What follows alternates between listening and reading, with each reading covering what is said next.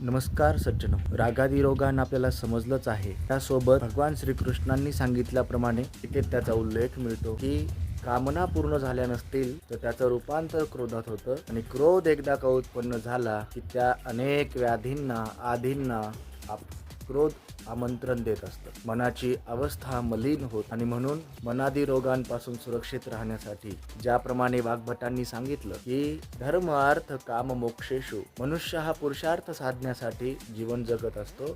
त्यामध्ये 4 पायऱ्या अशा आहेत: धर्म अर्थ काम मोक्ष. त्यातल्या ज्या 3 पायऱ्या आहेत, धर्म अर्थ काम म्हणजे सुख, हे प्राप्त करायचं असेल तर आयु महत्त्वाची आहे.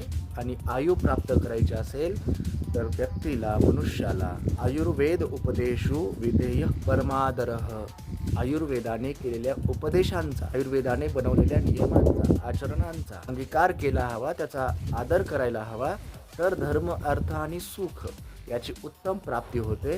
अन्यथा धर्म अर्थ काम मिळतं, सुख मिळतं, परंतु ते संपूर्ण प्राप्त करता येत नाही.